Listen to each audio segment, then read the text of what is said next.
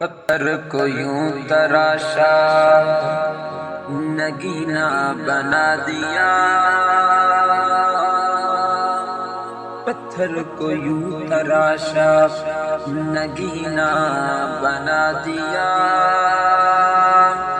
صحرا کو مسکرا کر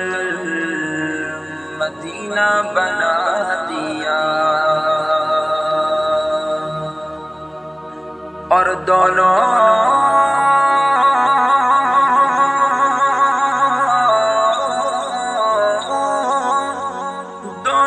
جہاں کے پھولوں کا رس نچوڑ کر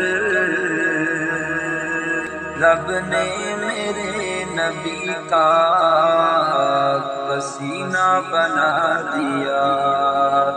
رب نے میرے نبی کا پسینہ بنا دیا۔